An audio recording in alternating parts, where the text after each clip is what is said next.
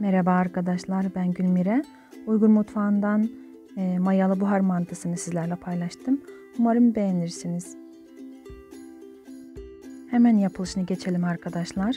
Bir paket instant maya, bir paket kabartma tozu, bir tatlı kaşığı şeker ve bir tatlı kaşığı tuzumuzu bir su bardağı ılık suyumuzun üstüne ekliyoruz ve karıştırıyoruz. 3 su bardağı unumuzun üzerine döküp iyice karıştırıyoruz. Yoğrulan hamurumuzun üzerine biraz yağ döküyoruz ve streç film ile kaplayıp ılık bir ortamda mayalanması için bekletiyoruz. Evet, kıyması için ben kuzu eti ve soğan tercih ettim. Karabiber, beyaz toz biber ve tuz, kimyon kullandım arkadaşlar. Gördüğünüz gibi hamurumuz mayalanmış. Gazını alıyoruz, tezgahımıza un serpiyoruz. Ceviz büyüklüğünde küçük kesiyoruz arkadaşlar. Bezeler elde ediyoruz. Elde eden bezelerimizi diziyoruz ve streç film ile kaplayıp 20 dakika beklemeye alıyoruz. Evet. Bekletilen hamurlarımızı düzgün bir şekilde yuvarlak şekil vererek açmaya çalışalım.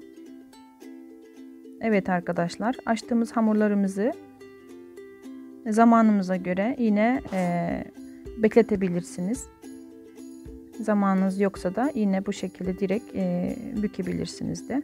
Bir de bu mantımızın yapılacağı tencere, yani pişirileceği tencere iyice yağlanması gerekiyor. Mantılarımızın yapışmaması için. Bu da bir püf noktasıdır. Evet, gösterdiğim şekilde ince ince bükerek yani kaş bükümünün ne kadar fazla çıkarabilirseniz arkadaşlar o kadar iyidir. Yaklaşık 25-30 kere bükülebildiğini biliyorum. Evet, gösterdiğim gibi. Bu benim ilk videom arkadaşlar. Dolayısıyla yavaş çekim vesaire teknik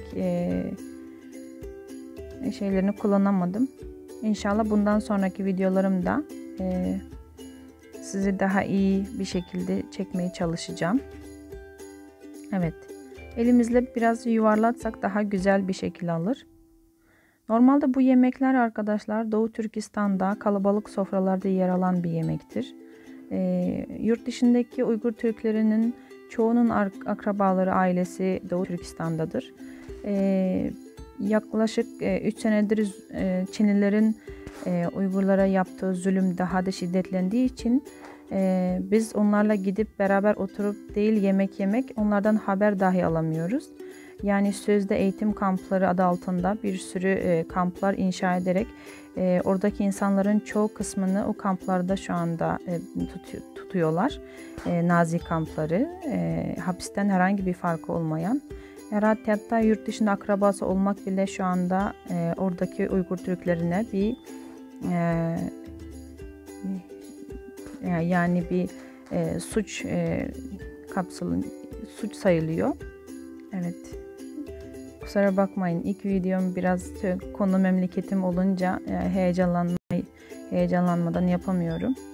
Evet. Şu anda Çinlilerin yaydığı Çin virüsünden dolayı herkes evlerinde arkadaşlar. Madem biz memleketimize gidip memlekette akrabalarımızla bu yemeklerimizin yapıp yiyemiyoruz, ben de sizlerle paylaşmak istedim. Dua bekliyoruz sizlerden. Evet. Suyumuzu döküyoruz arkadaşlar. Yaklaşık 4-5 su bardağı su alabilirsiniz. Soğuk ya da sıcak fark etmez. Mantılarımızı diziyoruz. Benim mantılarım 22 dakikada pişti. Evet arkadaşlar. Piştikten sonra yaklaşık bir 3 dakika açmayın isterseniz kapağınızı. Acı biber, sarımsaklı acı biber ve sirke ile beraber tüketebilirsiniz. Evet arkadaşlar. Dediğim gibi dua bekliyoruz sizlerden. Afiyet olsun.